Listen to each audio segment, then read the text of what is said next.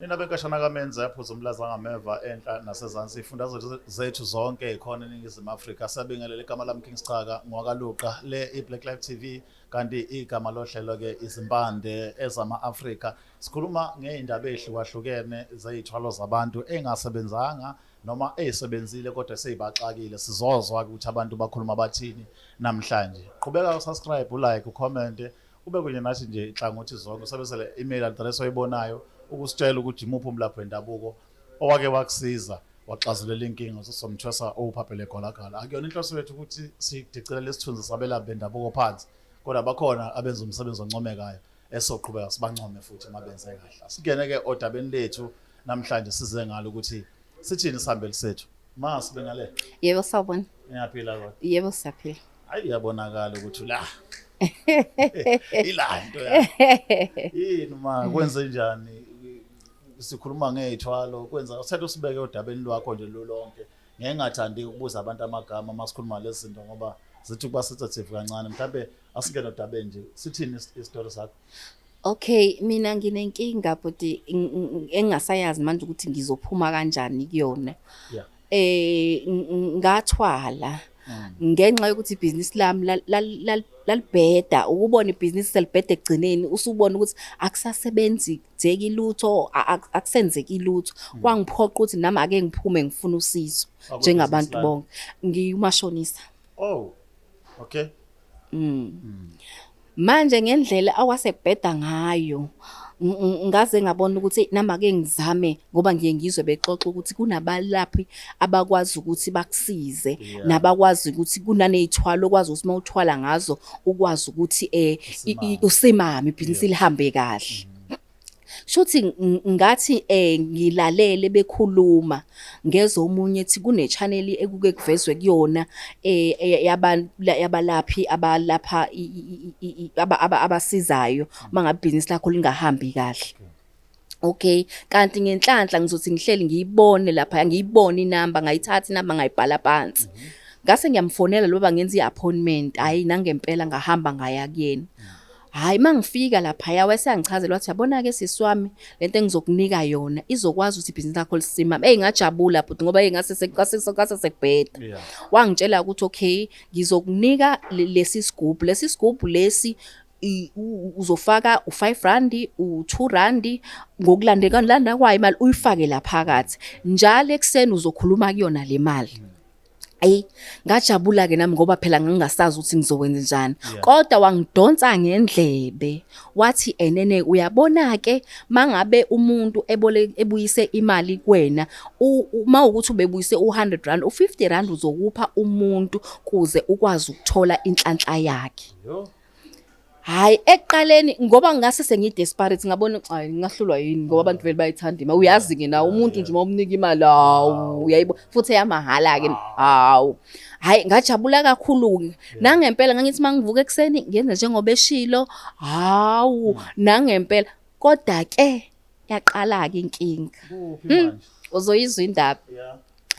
Ngithe mase sengiqala ke ngenza lento okokuqala for 2 months to 3 months kwahamba kahle nje ibhizinisi lami lakuchochoma nami ngaqala nje njengoba ungibona nje ngiyisidudla. Ngiyakutshela wena ngalesi sikhathi sengihlele endaweni abantu baqala bangisola bathi hayi ngeke why usibanibani yena la endaweni nje uyena oright thina siyahlupheka nje. And ave nosizo nje bongabe ufuna imali uyakupha nje angani phela ngangenza le yanto yami uyayibona le yalapha manje sebeyaqala njalo izinto zasibhedela ziyazi yena kodwa mawufuna usizo uyakunikeza. Shuthi wona mawubanika imali kuphela konke ku inhlanhla yabiza kumina uyayibona leyo nto.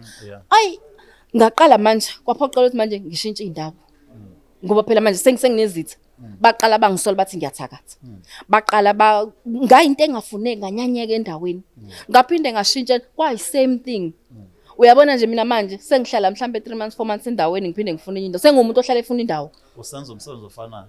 Ngisenza ibhizinisi lami nje lisenjalo kodwa manje angisayithandi lento but angisayifuni. Ngoba angisenalo uzinzo nezingane sesihlale sihlamba isithuthu akusekho happy. Anginayo impela imali ngi-right empilweni kodwa angisekho happy, angisayifuni le mpilo, angisayifuni. And ngathi noma ngiya kuyena lo baba wathi hayi ayikho into angangisiza ngayo imina engamsukela. Waze wangikhulumela wathi mina yazile efaka mina iyazi ekhipha. Manje angisazi sengilizame yonke indawo angilithola usizo.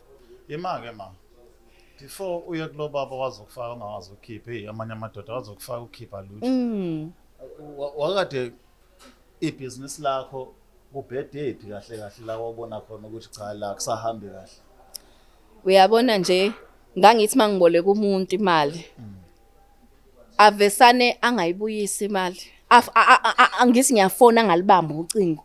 Uma ngabe kwenzekile walibamba akhala ukuthi awu manje imali anginayo ongenani ngizoyidablisha ngenyanga. Yabona nje kunzi kube nento akekho wayevesana aboleka imali kahle. Kanti manje njengoba ngisebenzisa lelo umuntu uzayidablisha imali lathi hayi ngizokhokha le ngomhla 15 ngiphinde ngikhokhe omunye uzakhokha kanjalo lathi hayi ngoba ngizokhokha ngomhla 15 ngizokhokha ngomonthende siyo nangempela kube njalo. So now uzinza lisekho usuhamba ungena uphuma uhlala ungena uphuma uhlala. Yebo. Bathini ekhaya labo hlala nabo manje ixoxa le ndaba nabo bayizwa into esho umakhelwane ukuthi uyathakatha.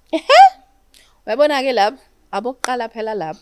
Phela ngani uyazi charity begin at home.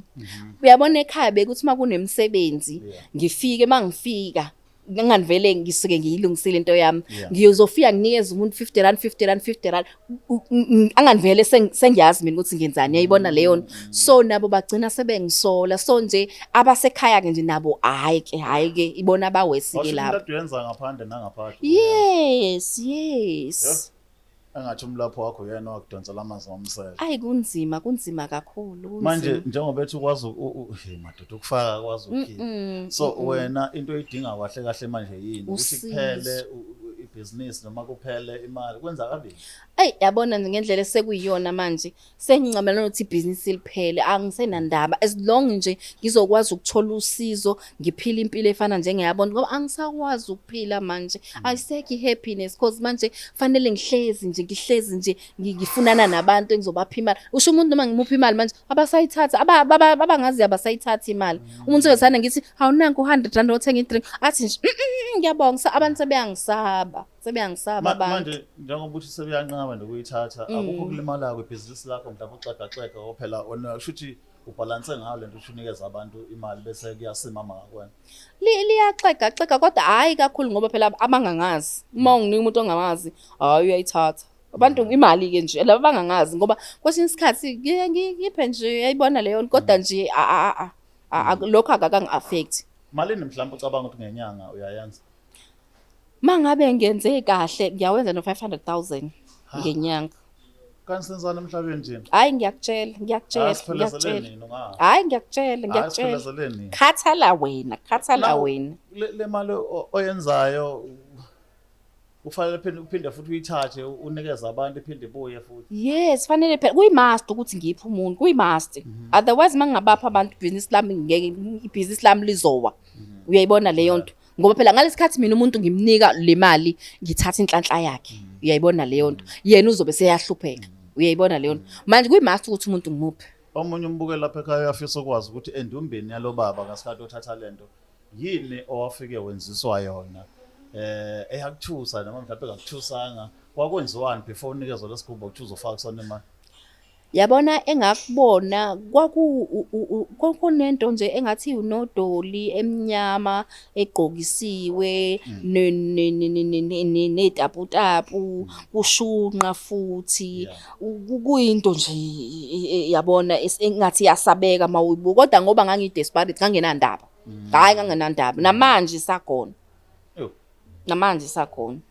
sure manje awucabanga ukuthi mhlambe ushintshe indlela yokwenza ibhizinisi wenze elinye kunokuthi kuphele yonke lento noma ngathiwa ngiyakwenza lokho kodwa ukuthi nje nengqondo ngicase mhlambe nengqondo isiphazamisile ngoba ngikhathele ile mpilo manje ngikhathele ngibona ukuthi noma kuthiwa ngishintsha ibhizinisi kuyafana noma kuthiwa ngenzani kuyafana ngoba lento isiyimina sengiphila yona uyayibona leyo nto asikhulume-ke nabelaphi bendabuko nabantu abasekhaya ukuthi yini ofuna yenzeke manje ufuna ukusizakala ngani Okay, makuwukuthi khona umlaphi ongangisiza ngikwazi ukuphuma kulolu gibe, ngicela ukuthi angicontacte, angisize ngiphume kule mpilo, noma kuthiwa angisena business, noma kuthiwa angisenamcebo, mangizokwazi ukuthi impilo yami ibuyele kuleya nto engangiyona, cause noma kuthiwa imali unayo, kodwa mangabe ungenayo i-happiness uyayifanela nje nomuntu obhedayo. So mangakhona nje ngithi nje lapha emakhaya makukhona onosizo angisize, angithinte bandla, ngingajabula kakhulu.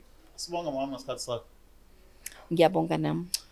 Alright, ngiyabezwa abantu beyimali zabo abathi benza o500,000 ngenyanga ukuthi hey ziyayishuka imbodla bathole kanzima kumanje asazi ke thina amasenteni yesikhale kumakhala bona be-ama 1000 millionaires asazi. Kodwa ke okusakulandelayo siyacela ukuthi niqhubeke njalo nesupport nibuke lezi inhlelo zethu ezifundisayo nokho leqaqu ugebhezi umuntu ezimenza abuka impilo ngendlela eyahlukahlukene ukuthi nakho engikufundayo nakho engakufundi. Igama lami King Sichaka, kanti lolu hlelo libizwa ukuthi Izimpande ezama Africa, channel yakho iBlack Life TV.